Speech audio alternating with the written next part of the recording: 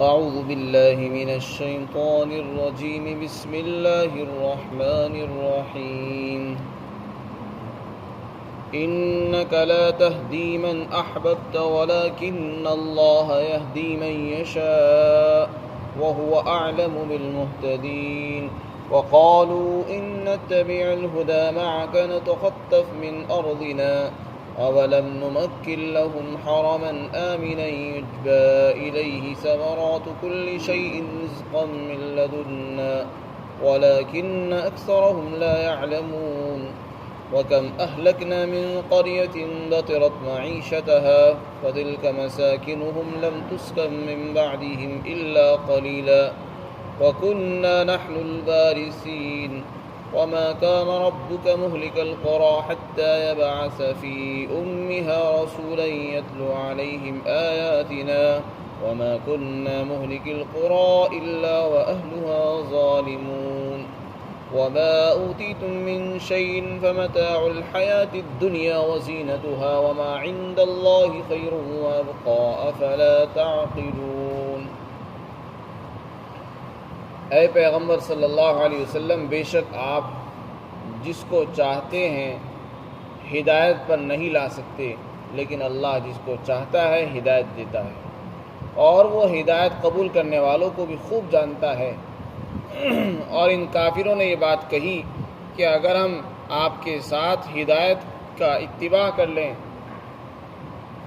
اگر ہم ہدایت کا اتباع کر لیں گے تو ہم کو ہماری سرزمین سے اچک لیا جائے گا۔ اللہ رب العزت نے فرمایا، کیا ہم نے ان لوگوں کو امن اور امان والے حرم میں جگہ نہیں دی، جس کی طرف ہر قسم کے پھل بھیجے جاتے ہیں جو ہماری طرف سے بطور رزق کے دیے جاتے ہیں، لیکن اکثر لوگ نہیں جانتے۔ اور کتنی بستیاں ہم نے ہلاک کی ہیں جنہوں نے اپنے عیش اور عشرت کے سامان پر اتراہٹ کی اور وہ اترائی، تو یہ ان کے مکانات ہیں، ان کے رہنے کی جگہیں ہیں جن میں ان کے ہلاک ہونے کے بعد نہیں رہا گیا مگر تھوڑی دیر کے لیے، اور ہم ہی وارث ہیں۔ اور آپ کا رب بستیوں کو ہلاک کرنے والا نہیں ہے جب تک کہ ان کی مرکزی بستی کے اندر کسی رسول اور پیغمبر کو نہ بھیج دے جو ان کے سامنے ہماری آیتوں کی تلاوت کرتا ہو۔ اور ہم بستیوں کو ہلاک کرنے والے نہیں ہیں الا یہ کہ وہاں کے باشندے ہی ظالم ہوں۔ اور تم کو جو کچھ دیا گیا ہے وہ دنیاوی زندگی کا سامان ہے اور اس کی رونق ہے، اور حقیقت یہ ہے اللہ کے پاس جو کچھ موجود ہے وہ اس سب سے بہت بہتر ہے اور باقی رہنے والا ہے۔ کیا تم سمجھ نہیں رکھتے ہو؟ ان آیات میں اللہ تعالیٰ نے بہت اہم مضامین بیان فرمائے۔ سب سے پہلا مضمون ہے ہدایت کا۔ اللہ رب العزت نے فرمایا کہ نبی پاک صلی اللہ علیہ وسلم کو خطاب کر کے فرمایا جا رہا ہے کہ آپ جس کو چاہیں ہدایت پر نہیں لا سکتے، بلکہ اللہ جس کو چاہتے ہیں ہدایت پر لاتے ہیں۔ اس کا کیا مطلب ہے؟ سب سے پہلے تو یہ جان لینا چاہیے کہ اس روئے زمین پر سب سے برگزیدہ شخصیت اگر کوئی ہے تو وہ آپ صلی اللہ علیہ وسلم کی ذات اقدس ہے۔ اللہ کے بعد اگر کوئی ذات ہے تو وہ نبی پاک صلی اللہ علیہ وسلم کی ذات ہے۔ تمام نبیوں کے سردار ہیں، نبیوں کے امام ہیں، تمام اولین اور آخرین کے بڑے ہیں، اور ایسے جلیل القدر پیغمبر سے کیا کہا جا رہا ہے کہ آپ کسی کو ہدایت دینا چاہیں ہدایت نہیں دے سکتے۔ اب ہم اور آپ اندازہ لگائیں کہ ہم اپنے بارے میں یہ دعویٰ کریں کہ ہدایت میرے ہاتھ میں ہے، یہ کتنا بڑا جھوٹا دعویٰ ہوگا۔ اللہ اپنے نبی کو اور حبیب کو کیا فرما رہے ہیں کہ آپ جس کو چاہیں ہدایت پر نہیں لا سکتے، تو ہم اور آپ اپنے بارے میں خود اندازہ لگا سکتے ہیں۔ جب نبی کے ہاتھ میں ہدایت نہیں تو ہمارے ہاتھ میں ہدایت کہاں سے؟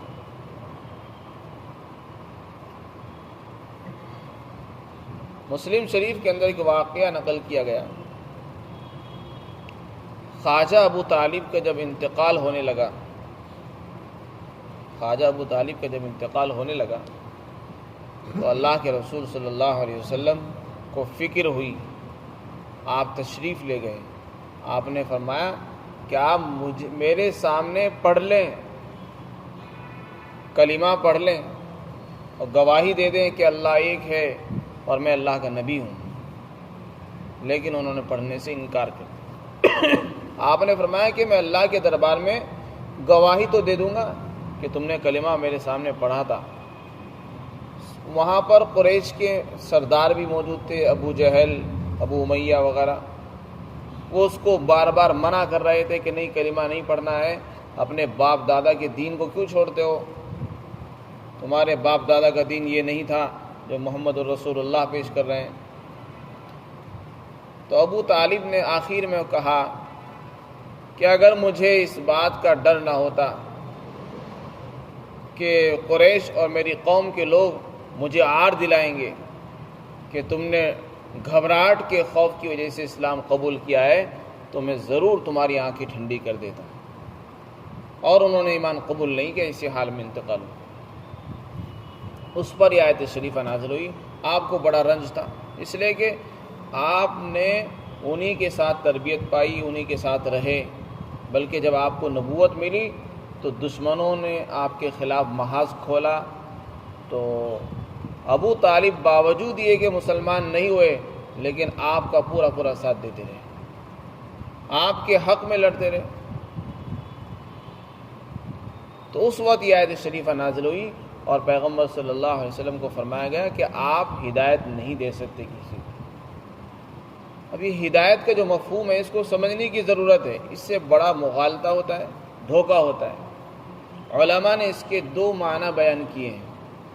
ہدایت کے معنی راستہ دکھانے کی بھی آتے ہیں، ہدایت کے ایک معنی آتے ہیں راستہ دکھانا، کسی کو بتا دینا کہ دیکھو یہ راستہ جا رہا ہے، اور ایک معنی آتے ہیں کسی کو منزل پر پہنچا دینا۔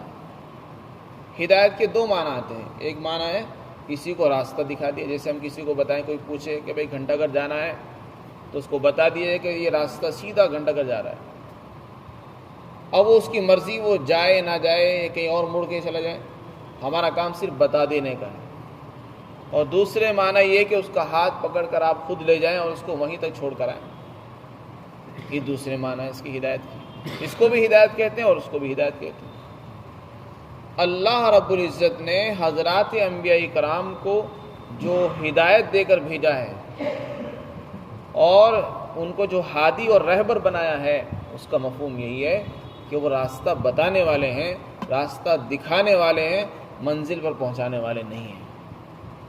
حضرات انبیاء کرام اور ان کے نائبین آتے ہیں، لوگوں کو بتاتے کہ دیکھو یہ جنت کا راستہ ہے، یہ جہنم کا راستہ ہے، یہ اس راستے پر چلو گے اللہ تک پہنچ جاؤ گے، اس راستے پر چلنے سے اللہ سے دور ہو جاؤ گے۔ تو حضرات انبیاء کرام بیان کرتے ہیں، بتاتے ہیں، دکھاتے ہیں، بس اس کے بعد اب قبول کرنے کی باری ہے۔ کون اس کو قبول کرتا ہے، کون نہیں قبول کرتا، یہ دوسرا نمبر ہے، یہ اللہ کے اوپر ہوتا ہے۔ اللہ جس کے دل میں توفیق ڈالتے ہیں وہ اس کو قبول کرتا ہے اور ایمان لے آتا ہے، اور جس کو ہدایت نہیں ملتی، توفیق نہیں ملتی، وہ قبول نہیں کرتا، وہ مخالفت کرتا ہے، دشمنی کرتا ہے۔ اللہ کے رسول نے تو ابو جہل کو بھی راستہ دکھایا لیکن اس نے قبول نہیں کیا، ابو لہب کو بھی آپ نے دکھایا، اگر آپ کے ہاتھ میں ہدایت ہوتی تو وہ ایمان لے آتے۔ تو ہدایت کا دے دینا، کسی کو ایمان والا بنا دینا، کسی کے دل میں ایمان ڈال دینا، یہ نبی کا کام نہیں، نہ کسی مبلغ کا کام ہے، نہ کسی دائی کا کام ہے، بلکہ یہ اللہ کا کام ہے۔ ہمارا کام کتنا ہے؟ دکھانے کا، بتانے کا، بیان کرنے کا، بس اس سے زیادہ کچھ نہیں۔ ہم یہ چاہیں کہ سامنے والے آدمی کو ایمان والا بنا دیں، اس کے دل میں گھول کر پلا دیں اور اس کو اندر ہدایت اتار دیں، ایسا کوئی کر ہی نہیں سکتا۔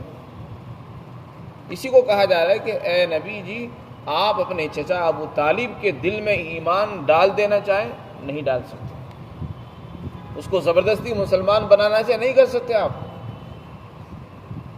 آپ کا کام بتا دینے کا تھا، آپ نے بتا دیا، آپ کی ذمہ داری ادا ہو گئی، اب آپ بری ذمہ ہیں، آپ سے کوئی پوچھ نہیں ہوگی کہ آپ نے اپنا کام انجام کیوں نہیں دیا۔ یہاں سے دھوکہ ہوتا ہے۔ قرآن کریم میں جہاں پر یہ فرمایا کہ آپ جو ہے لوگوں کو ہدایت دیتے ہیں، راستہ بتاتے ہیں، وہاں راستہ بتانے کے معنی مراد ہے، ہدایت دینے والا معنی مراد نہیں ہے۔ نبی کے بارے میں جہاں بھی ہدایت کا لفظ آیا یا ان کے نائبین کے بارے میں جہاں بھی ہدایت کا لفظ آیا، اس کے معنی راستہ دکھانے کے ہیں، بتانے کے ہیں۔ باقی دل میں ایمان کو اتار دینا اور گھول کر ان کو پلا دینا، یہ اللہ کا کام ہے۔ جس کو آپ اللہ چاہتے ہیں، مناسب سمجھتے ہیں، اس کو ہدایت دیتے ہیں، وہ ایمان لاتا ہے اور جنت کے راستے پر چل دیتا ہے۔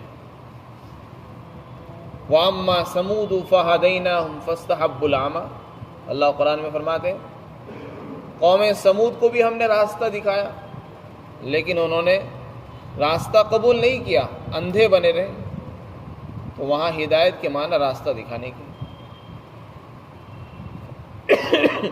اور یہاں پر وَلَٰكِنَّ اللَّهَ يَهْدِي مَن يَشَاءُ، اللہ جس کو چاہتے ہدایت عطا فرماتے تھے، یہاں ہدایت قبول کرنے کے معنی۔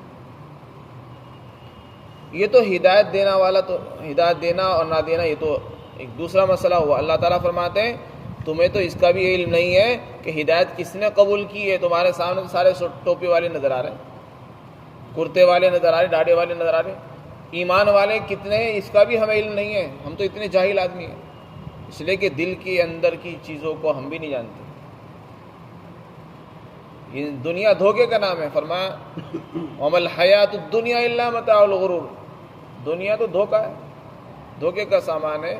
لمبا کرتا، گول ٹوپی، ہاتھ میں تسبیح پکڑی لگا دی، اس کا نام اسلام نہیں ہے، اس کا نام ایمان نہیں ہے۔ ایمان تو دل کے یقین کا نام ہے، زبان کے اقرار کا نام ہے، اور عمل سے اس کے اظہار کا نام ہے، اس کا نام ایمان ہے۔ صرف لباس کا نام ایمان نہیں ہے۔ اس لیے فرمایا کہ تمہیں تو اس کا بھی پتہ نہیں کس نے ایمان قبول کیا، کتنے آپ کے ماننے والے ہیں، کتنے آپ کے مخالفین بیٹھے ہیں۔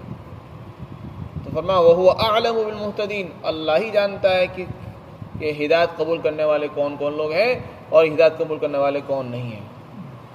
پھر آگے دوسری آیت شریفہ میں اللہ رب العزت نے مشرکین کے بہانے کا رد فرمایا۔ عرب کے لوگ یہ بہانہ کرتے تھے کہ نبی جی اگر ہم ہدایت قبول کر لیں، ہمیں ڈر اور خدشہ یہ ہے کہ جو ہمارے عرب کے قبیلے ہیں، خاندان ہیں، وہ ہمارے اوپر ٹوٹ پڑیں گے اور ہماری بوٹیاں نوچ لیں گے، ہمیں نوچ نوچ کے کھا جائیں گے، اچک لیں گے، تو ہم تو اس ڈر سے ایمان قبول نہیں کرتے۔ اللہ رب العزت نے فرمایا کہ یہ تمہارا دھوکہ ہے، یہ تمہارا بہانہ ہے ایمان قبول نہ کرنے کا۔ حقیقت یہ ہے کہ اللہ نے مکہ مکرمہ کی بستی کو جو عزت، جو شرافت اور اعزاز بخشا ہے، وہ کسی اور مقام کو نہیں بخشا۔ اللہ نے قرآن میں فرمایا یہ بتاؤ ہم نے حرم کی جگہ کو، مکہ مکرمہ کو، کیا امن والی جگہ نہیں بنایا؟ لکھا ہے مفسرین نے، مورخین نے، کہ پورے عرب کے اندر لڑائیاں چلتی تھی۔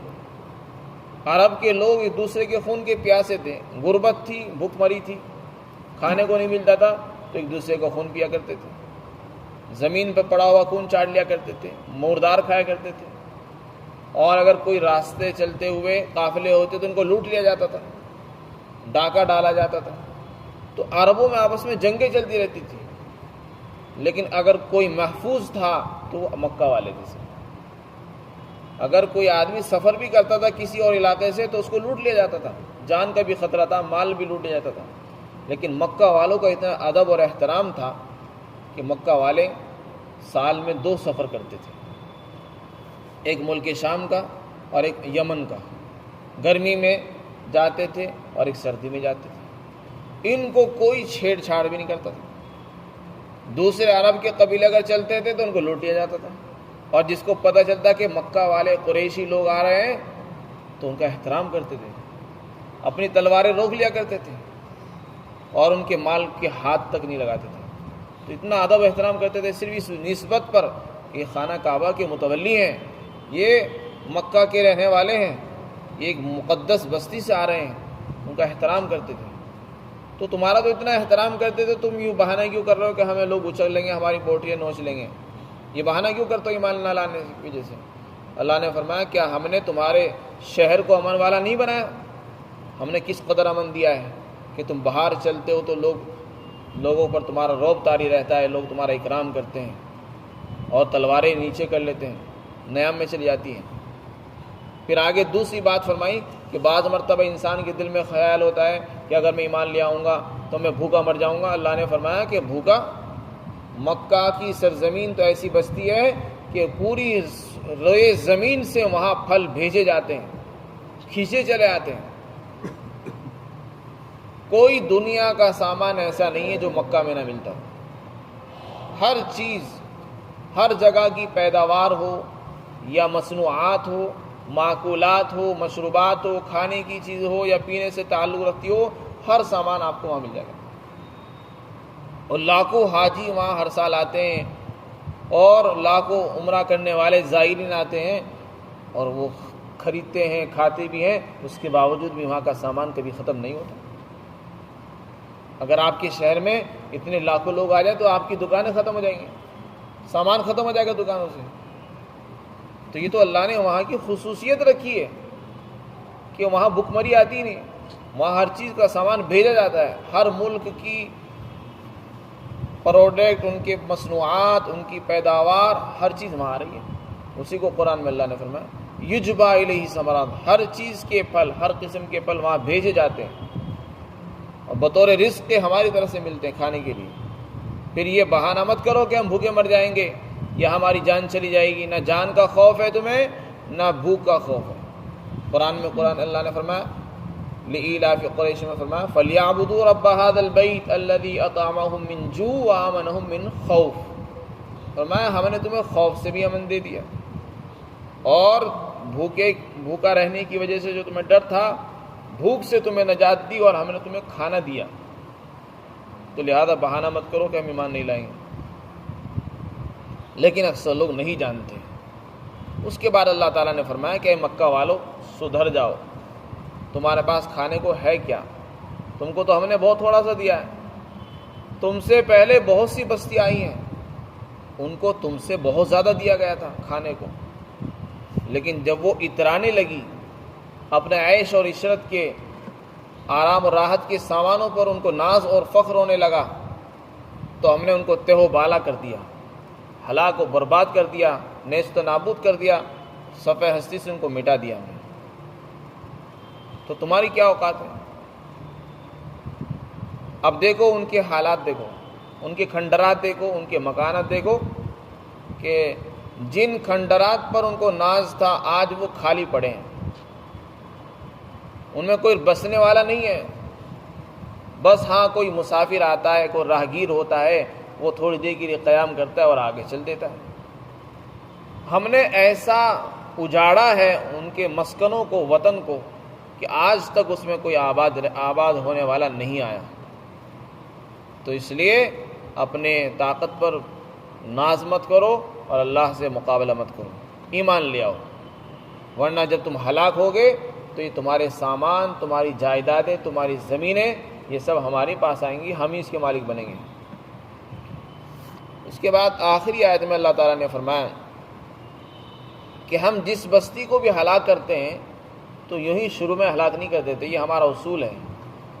ہم جب تک اس بستی کے اندر کسی نبی کو، کسی داعی کو، ڈرانے والے کو نہیں بھیج دیتے جو وہاں کے باشندوں کو خوف سے اور عذاب سے، جہنم سے آگاہ نہ کر دے اور آنے والے خطرات سے ان کو آگاہ نہ کر دے، اس وقت تک ہم کسی بستی کو ہلاک نہیں کرتے۔ ہم نے جتنی بستیوں کو بھی ہلاک کیا، پہلے وہاں ڈرانے والے آئے، سمجھانے والے آئے، جب انہوں نے ان کی ناقدری کی پھر ہم نے ہلاک کیا، یہ ہمارا اصول ہے۔ چنانچہ ہم پہلے نبیوں کو بھیجتے ہیں جو حجت تمام کر دیتے ہیں تاکہ کل کو کوئی یہ بہانہ نہ کرے کہ ہمیں کوئی بتانے والا نہیں آیا، سمجھانے والا نہیں آیا تھا، اس لیے ہمیں معلوم نہیں ہو سکا۔ اللہ تعالیٰ فرماتے ہیں ہم پہلے بھیجتے ہیں۔ اگر اس بستی میں نہیں بھیجتے تو وہاں کی جو مرکز کا مطلب یعنی جو سینٹرل شہر ہوتا ہے اور مرکزی بستی ہوتی ہے وہاں بھیجتے ہیں۔ اور مرکزی بستی میں بھیج دینا، پورے ملک میں بھیج دینا یا پورے شہر میں بھیج دینا سمجھا جاتا ہے، جو ان کے سامنے ہماری آیتیں پڑھ کر سنائے، چنانچہ پھر ہم ہلاک کرتے ہیں۔ آگے فرمایا جب وہ لوگ نبیوں کی بھی قدر نہیں کرتے، ہمارے صحیفوں کی بھی ناقدری کرتے ہیں، اور ان کو تکلیف پہنچاتے ہیں تو ایسے لوگ ظالم کہلاتے ہیں اور وہ عذاب کے مستحق بن جاتے ہیں، تو پھر ان کو ہلاک کرتے ہیں۔ اس کے بعد آخر آیت میں اللہ نے بہت ہی اہم بات ارشاد فرمائی جو مسلمانوں کے لیے بھی اور کافروں کے لیے بھی بہت اہم ہے۔ فرمایا ہم نے تمہیں جو کچھ بھی دیا ہے، جو کچھ میں سب کچھ آ گیا، مال، حسن، جائیداد اور اولاد، اسباب، سامان، کاروبار، جتنی بھی چیزیں ہوتی ہیں، عقل، فہم، تعلیم، اللہ تعالیٰ فرماتے ہیں ہم نے تمہیں جو کچھ بھی دیا ہے وہ دنیاوی زندگی کا تھوڑا سا سامان ہے، دنیاوی زندگی کا سامان ہے، دنیا کی رونق ہے۔ ہم نے تمہیں تھوڑا سا سامان دے دیا، مال دے دیا تو تم اس سے خوبصورت لگنے لگے، مکان تم نے اچھا بنا دیا، تمہاری ایک شان بن گئی، بس یہ اتنا ہی ہے۔ ہم نے تمہیں علم دیا تو تمہارا ایک مقام بن گیا، دنیا میں پہچان ہو گئی، خوبصورتی دی تو لوگوں میں نام ہو گیا، بس۔ بعض مرتبہ ہوتا یہ ہے کہ انسان کو جو کچھ مل جاتا ہے، چاہے وہ عہدہ ہو، منصب ہو، مال ہو، جائیداد ہو، یہ چیزیں ایمان لانے میں رکاوٹ بنتی ہے، دین پر چلنے میں رکاوٹ بن جاتی ہے۔ انسان یہ سوچتا ہے کہ اگر میں دین پر چلوں گا تو میرے حسن کا کیا ہوگا، میری دکان کا کیا ہوگا، میرے عہدے منصب کا کیا ہوگا، میرا عہدہ چلا جائے گا، میری جائیداد زمین ختم ہو جائے گی، تباہ و برباد ہو جائے گی۔ اللہ تعالیٰ فرماتے ہیں اس ڈر سے ایمان قبول نہ کرنا یہ بہت بڑی بے وقوفی ہے۔ اللہ تعالیٰ فرماتے ہیں تمہارے پاس جو کچھ بھی ہے وہ تو بہت تھوڑا سا ہے، ہمارے پاس جو ہے وہ اس سے کہیں گنا بہت بہتر ہے اور بہت زیادہ باقی رہنے والا ہے۔ تم کو اگر کوئی عہدہ، پد، منصب مل بھی گیا تو وہ کتنے سال کے لیے ملا؟ اولاً تو وہ باقی رہنے والا نہیں، کچھ دن کے لیے ملا، اس کے بعد چھین لیا جائے گا۔ آج کرسی مل بھی گئی، کل کو کرسی سے اتار دی جاؤ گے۔ اور اللہ کے یہاں جو کچھ ملے گا وہ ہمیشہ کے لیے ملے گا، کبھی چھینا نہیں جائے گا۔ تو ایسے زائل ہو جانے والے ناپائیدار سامان کی وجہ سے ایمان کو قبول نہ کرنا یہ حماقت اور بے وقوفی ہے۔ کتنے مسلمان ایسے ہیں داڑھی نہیں رکھتے، اسلام کا نام لیتے ہیں، مسلمان بھی کہلاتے ہیں، لیکن دین پر چلنے میں شرم محسوس کرتے ہیں، کہتے میرا کاروبار ٹھپ ہو جائے گا داڑھی رکھنے سے، گراہک نہیں آئیں گے، اگر میں ٹوپی لگاؤں گا تو لوگ ملا کہیں گے، نعوذ باللہ من ذالک۔ تو وہی بات اللہ نے ارشاد فرمائی کہ اس ڈر سے ایمان قبول نہ کرنا یہ بے وقوفی ہے کہ تمہارے پاس جو کچھ ہے وہ بہت تھوڑا سا ہے۔ اللہ تعالی نے جو عزت دین میں رکھی ہے وہ کسی اور چیز میں نہیں ہے۔